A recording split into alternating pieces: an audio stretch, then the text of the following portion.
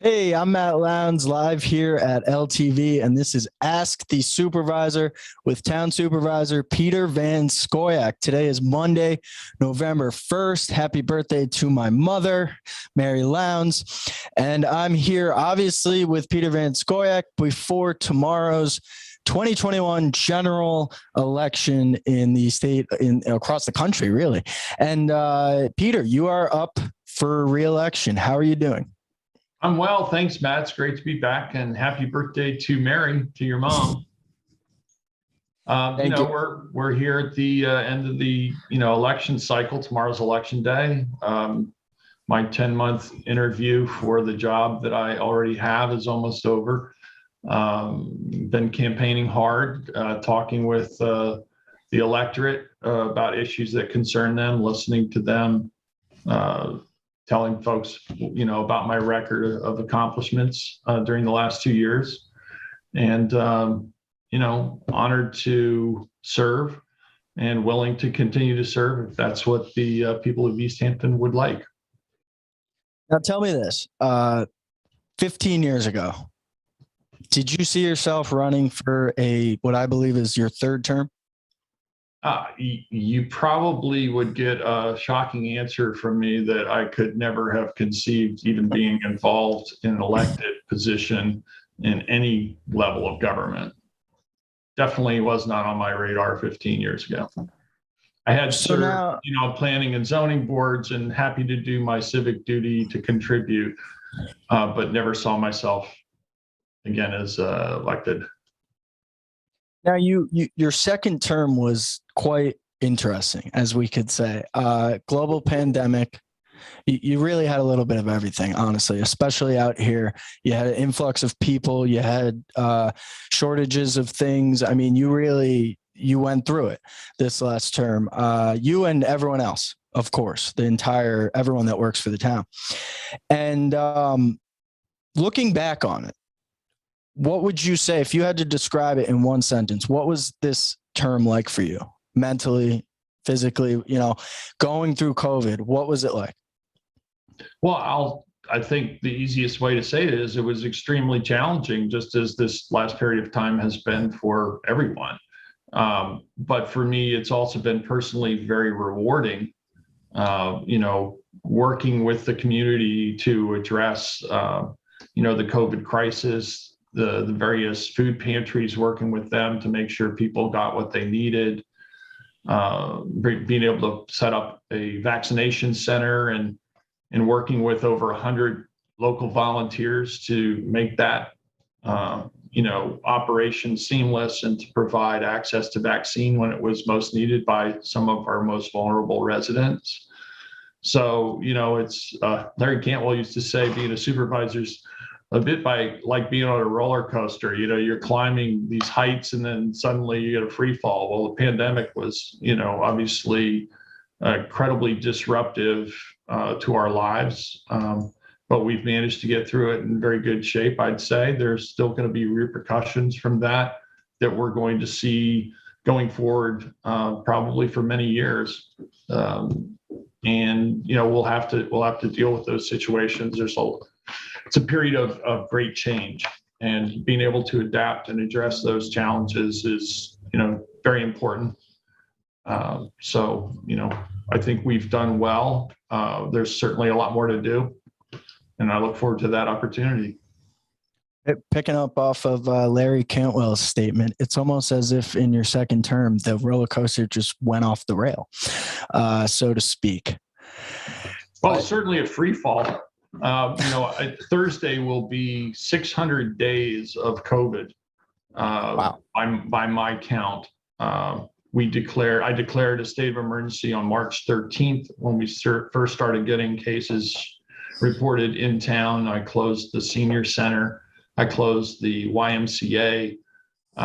We started taking precautions. We shut down town hall.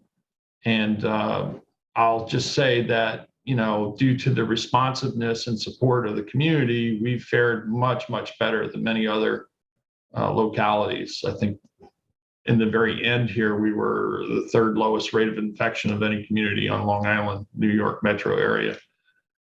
Even though we had so many COVID refugees from New York City come out here, our population swelled immediately in March to what we would normally experience in a summertime. So to have those large numbers of folks and fare as well as we did, I'm proud of that. I'm proud of people coming together, working together to get through that immediate crisis. But we also kept government working during that time, and we managed to, do a number of other things and have government function. We restored the beaches after the winter storms in downtown Montauk. We continue with our affordable housing efforts. We purchased properties. We have bought back some affordable housing units. We've created more units during these 2 years. So, we were successful, and we managed to do all of that, get through the pandemic, maintain the town's AAA bond rating, stay within our budgets, even though we had major shortfalls, or actually extra expenses during the pandemic in order to provide, for enhanced cleaning and personal protective equipment and all those unexpected costs, because we had maintained budget surpluses. We could cover that. And we managed to make some of that up with non-tax revenues as well. So we actually fared well. Well, I would like, regardless of anyone's political affiliation, I would like to thank you for all the work you put in during this past term, but specifically during COVID. You kept everyone safe out here as well as you possibly could, and that does deserve some recognition. So thank you. Well, thank you, Matt. But I'll just say again, it's a team effort. I wouldn't have been able to do that without my own personal staff, as well as other town staff. People working together. So many volunteers in the community. So it's we always fare better when we work together. Yeah. And that actually kind of moves into our first topic for today. Let's talk about the advocates pushing for continued remote access to government meetings. This happened last Monday in front upstate in Albany. They had a conference, and our very own LTV's engineer, he does everything here. He is the best. Jason Nauer, he testified on behalf of working with, I think Fred Thiel was the one that sent him up there. But one of the things that happened during COVID was the Governor Cuomo said you could have remote meetings.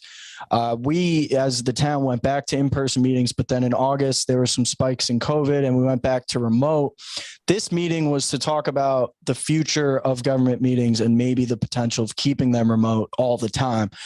Can you go into a little bit of that and what was maybe talked about upon that, and from your perspective as a government official of how this works? Well, again, as I said earlier, we were able throughout the pandemic to continue to do the business of the town.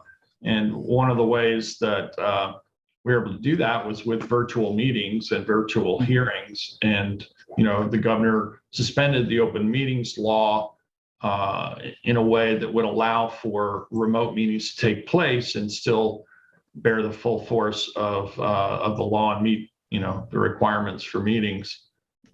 Due to that executive order. And I think what we found really throughout that period of time was that we had actually more participation with virtual meetings than we had when we held them in person. Even though we were holding meetings during the day and at night, both, we found that we had a lot more participation because of the ability for folks to call in or, dial in. Did other towns also have more increase? I don't know if they did or not. I can't speak to that, but I know that certainly was the case here. And because the access was easier, and I think in talking with folks, and I know Glenn Hall, who's on the Disabilities Committee, has advocated for that to continue as well. Because not everybody can physically get into to a meeting.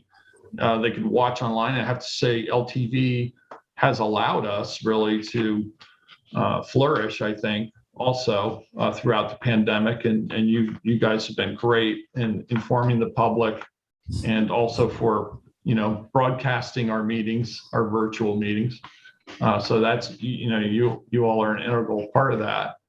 But I do think that there will be some changes made to the open meetings law in acknowledgement of the fact that this is where we are now. The old way of doing business, has changed, and this certainly gives people ample opportunity to engage and participate in government, which is what we want. We want the electorate to be involved. We have a better, healthier democracy, and I think better dialogue about pressing issues, and just makes the whole democracy work better when people are involved and engaged. Yeah, I mean, the reality is some people can't make these meetings anyway. Maybe they have kids, or they have work, or whatever it may be. It's hard to physically get there, and we live in a world where you can do things because of a device that's in your pocket. So I am a fan of the open meetings. I mean, the anti-open meetings, I guess, the virtual meetings. But it's interesting, and I think it was a very interesting conversation to be had, and it was necessary. Let's move on to the next topic. Now, I saw this weekend, or maybe last week, you were in Montauk. There's a new project that is expected to be happening around 2023 spring, where the utility lines are going to be grounded, so to speak. Yes, it's being called the Gateway Project, and it's the undergrounding of the existing utility lines that crisscross that entrance to Montauk. There has been an effort underway for the last couple of years, undergrounding the lines along the scenic old Montauk Highway.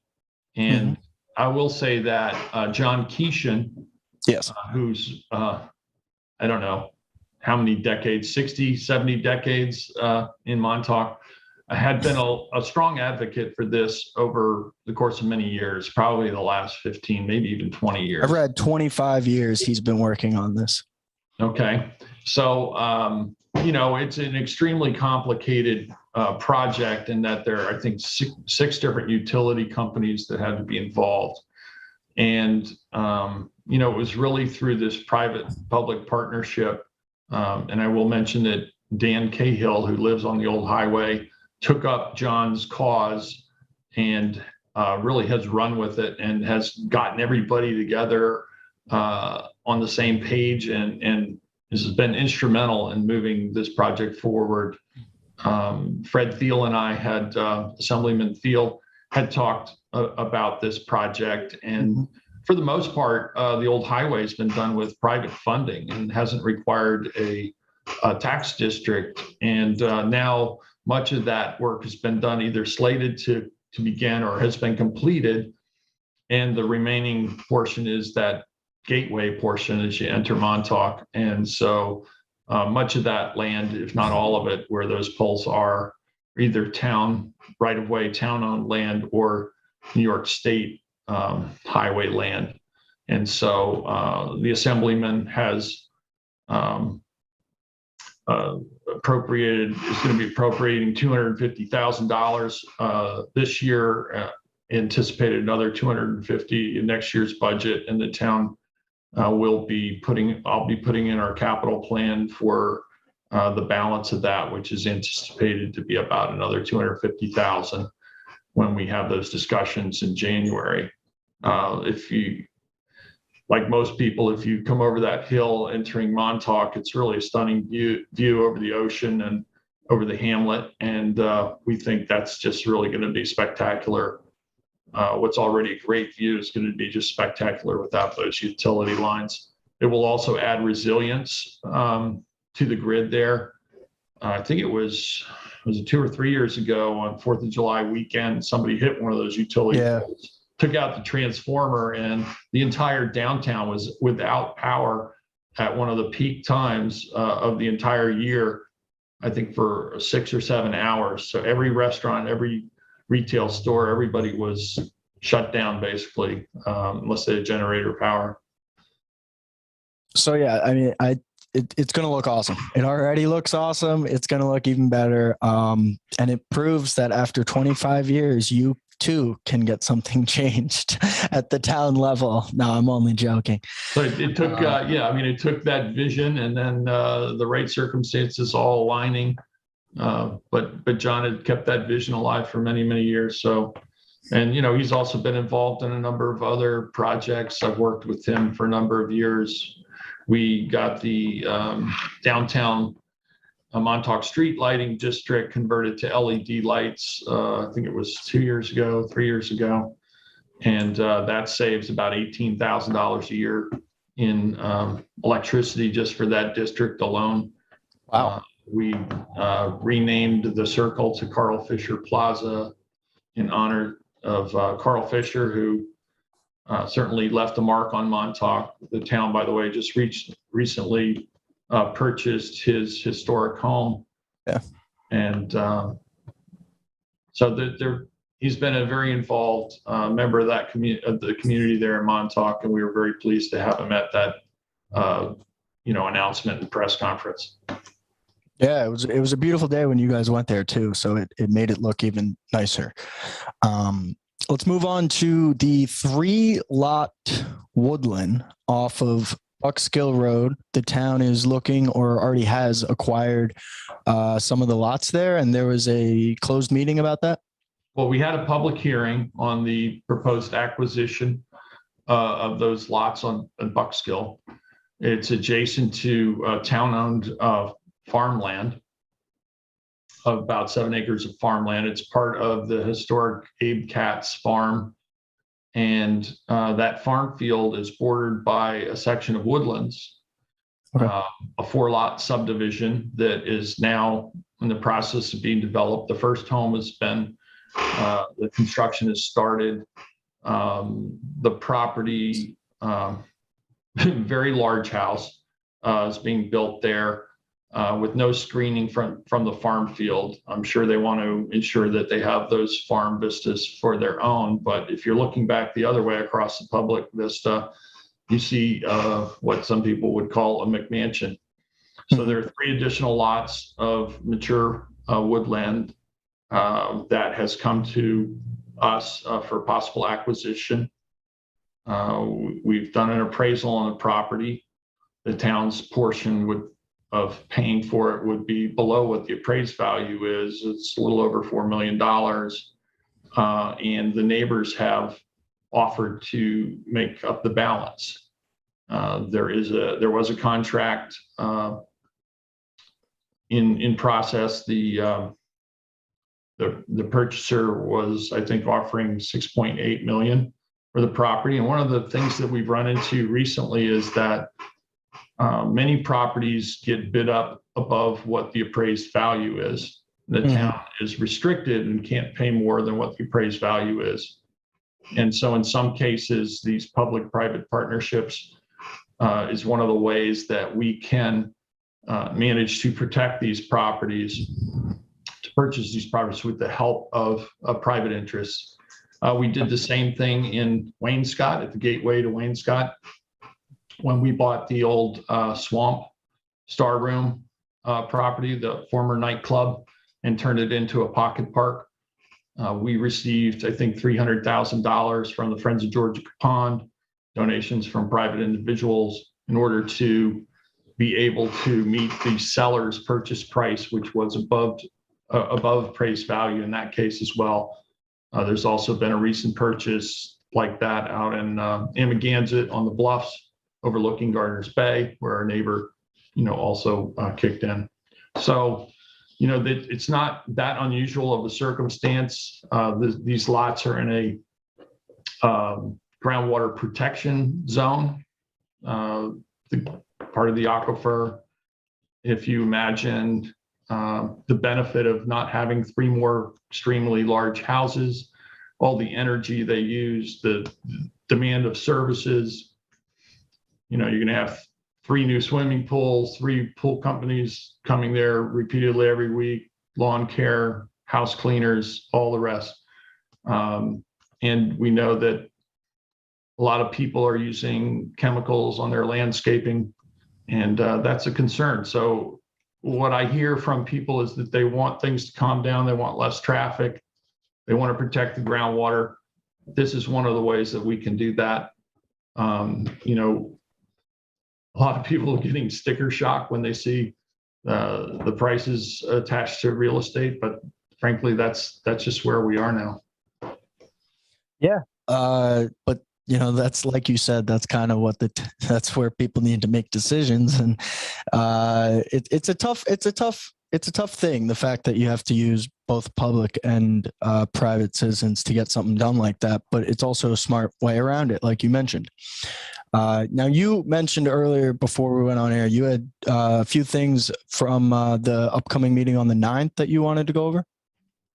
So we'll have our next board meeting. It'll be a regular board meeting on the 4th. Okay. So we have some public hearings scheduled. We do have some property acquisitions that we'll be hearing. We'll also have the hearing on the preliminary town budget, and you know, we'll take public comments on the preliminary budget.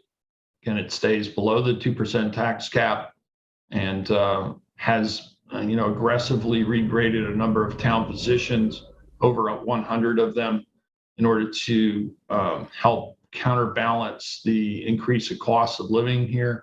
We need to make sure that we're able to retain and attract staff. This is a problem throughout our economy, whether it's private businesses, school districts, the hospital, town government. So it seeks to address that to some degree, and I think we'll have to continue that effort over the next couple of years. So, you know, we'll also be hearing from the public again about the budget. Then it will be up for a vote on the November 18th town board meeting. We have to adopt it under New York state law before November 20th. We'll also have a discussion of various roads where proposed stop signs are. I'll be presenting draft groundwater protection legislation.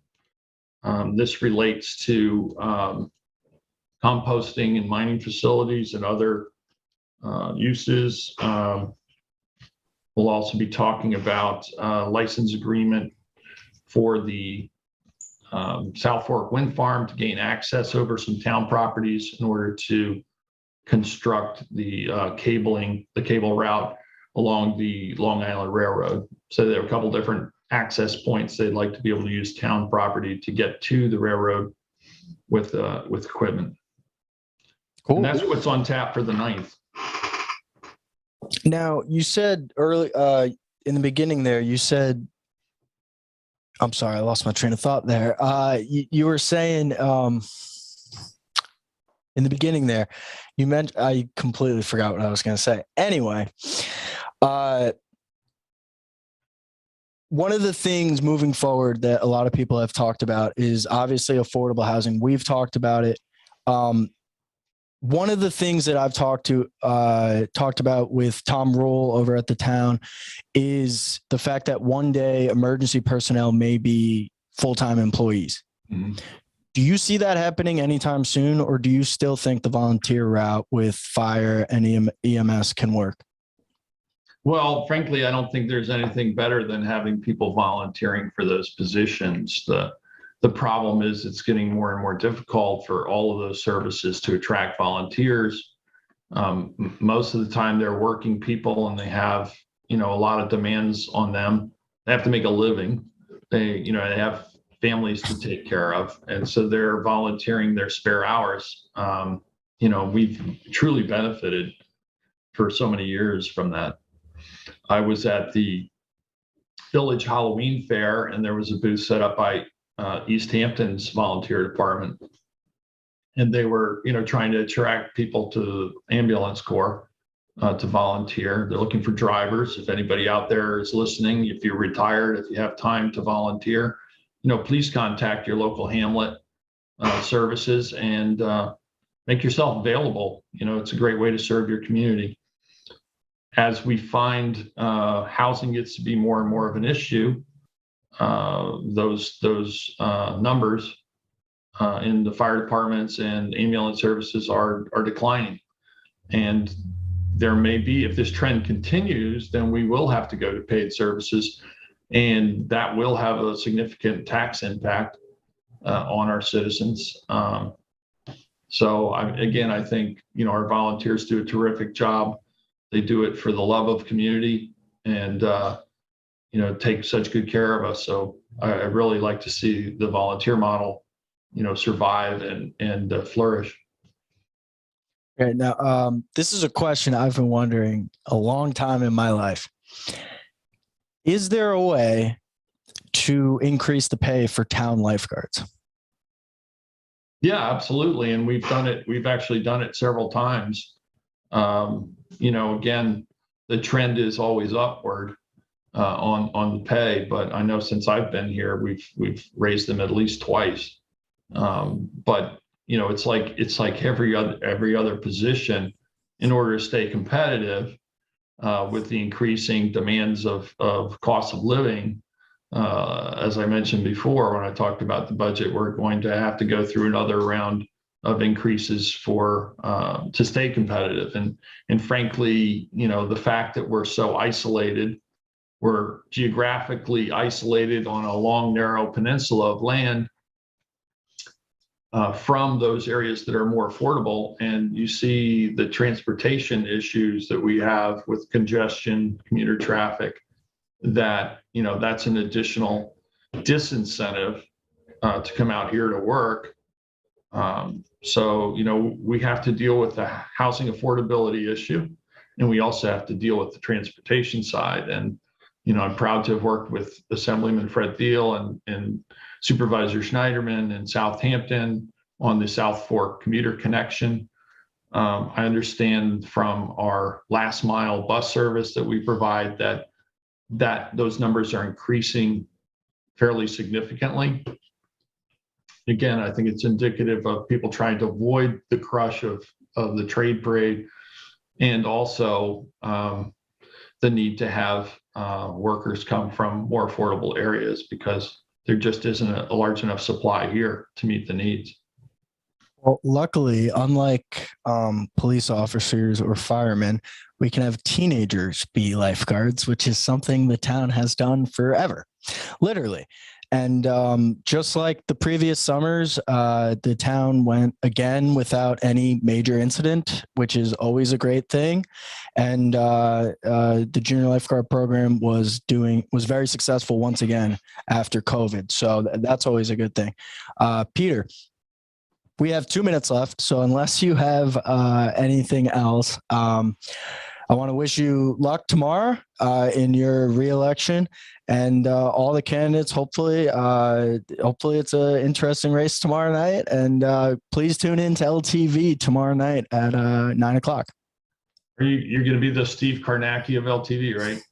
We'll see. We'll see if we can get some Steve Kornacki involved. But I don't want to get sued by the real Steve Kornacki. Okay. That's it. I would just urge everybody to get out and vote, exercise your rights in our democracy, do your civic duty. And, if you're not participating and you're not voting, then you really shouldn't be complaining. So that's all I have to say, really. It's been an honor to serve as your supervisor here in East Hampton for these last 4 years, 2 terms, and to have been on the board, elected multiple times. Again, honored to serve and happy to continue if people of East Hampton decide so. Awesome. Thank you so much. And remember, guys, tomorrow, it's election day. Go out and vote. Use your opportunity and go out and vote. There's plenty of polling places. You can go on the Suffolk County Board of Election website. Just type that in Google, and you can find your polling place by putting in your information. It's very simple.